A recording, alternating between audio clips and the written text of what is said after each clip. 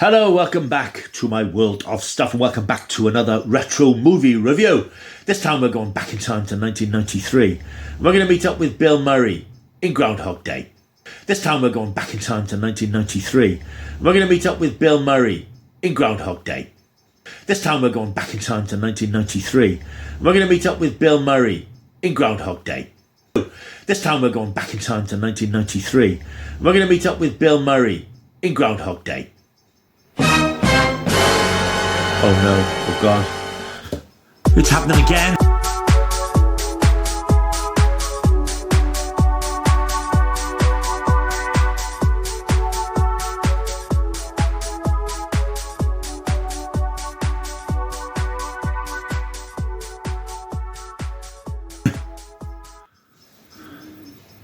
Wow.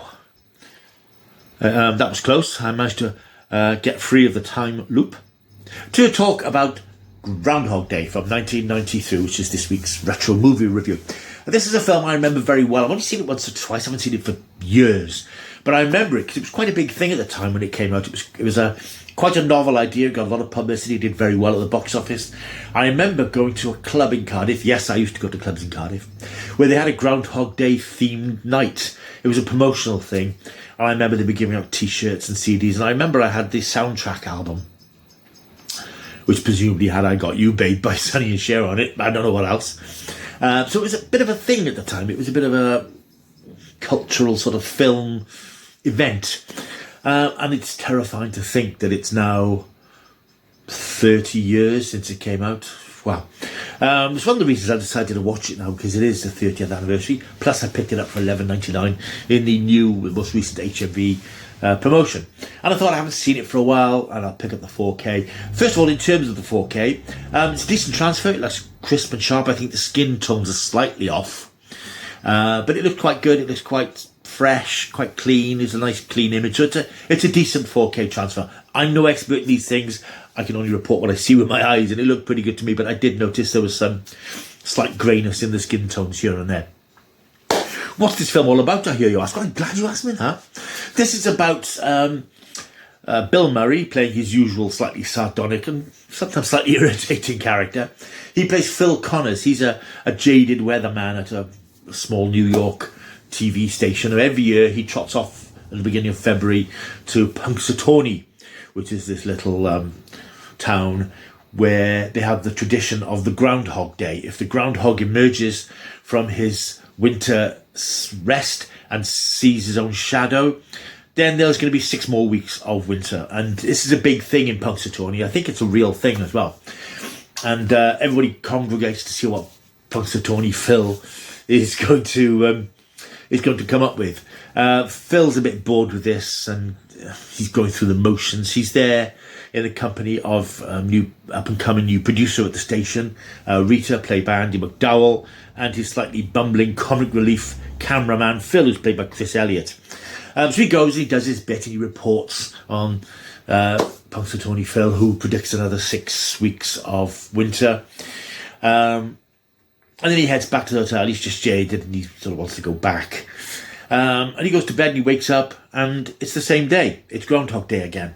He's reliving the same day. Something has happened, and he keeps reliving the same day again and again and again, hundreds of times. This gives him the opportunity to do some things which might seem morally suspect in today's climate. He uses his strange ability to relive the same day to sort of seduce women and to take advantage of his situation. But ultimately, though, he becomes extremely fed up with this, and he tries to commit suicide. He crashes his car. As he says at one point, he poisoned and stabbed and all sorts of things. But because he's reliving the same day, he can't die. It's an interesting film. It's a very good, very clever concept. What I've forgotten about, having seen it, of course, there is no explanation for what's happened. He's in this Groundhog Day loop, and it's interesting that expression, Groundhog Day, has become part of our vocabulary now. People often say it was a Groundhog Day moment where you sort of relive something or remember something, or the same thing seems to happen all the time. There is no explanation for it, though. I mean, I was reading up about the film after I'd seen it, and apart from the fact that there was a lot of disagreement between Harold Ramis, the director, and Bill Murray about the film at the time, which lasted so long they only reconciled just before Ramis died a few years ago. There was a lot of aggro on the set, and I think, to be honest, I think there's quite often a lot of aggro on sets with Bill Murray, who's a slightly mercurial character, should we say.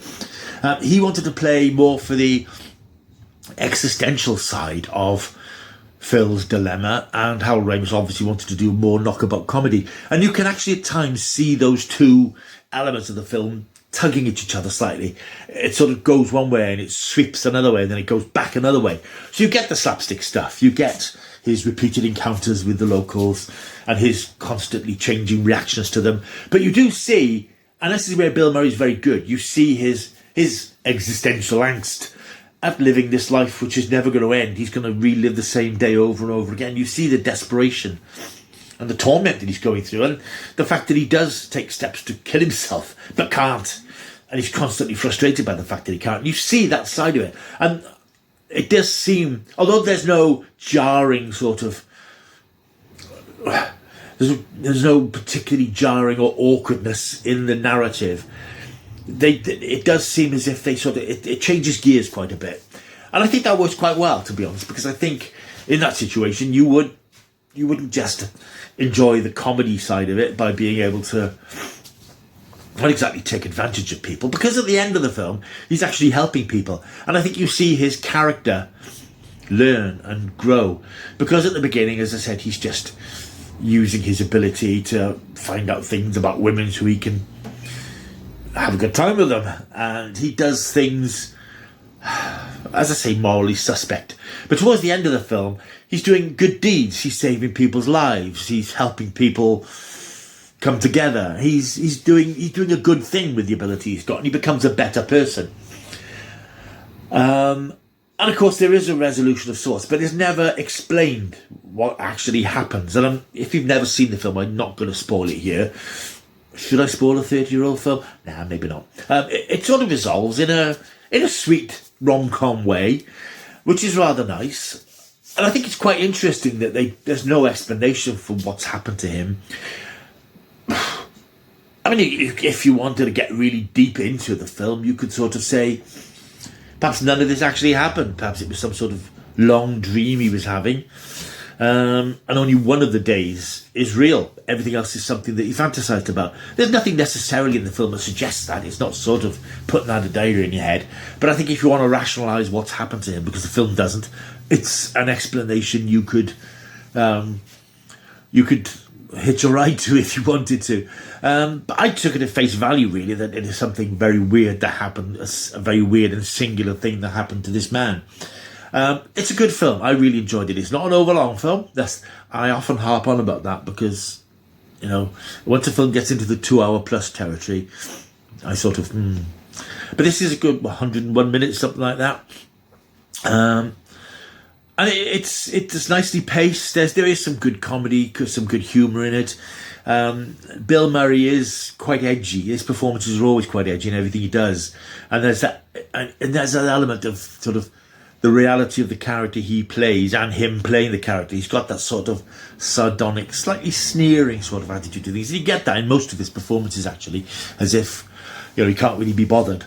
But he's bothered because he gives a good performance. He is very good. You could tell that there are points here where he's really getting this version of the film and version of the character that he wanted to play.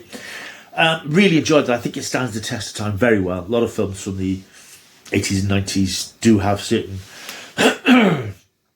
issues in terms of tone and how they look. They look a bit jarring, but this looks as if it was made fairly recently, and it stands up very well, and I really enjoyed it. I'm glad to revisit it. As I said, it's been probably 15-20 years since I saw it. It was nice to see it on 4K. Glad to have it add it to the collection. And it's a film that gets a thumbs up from me.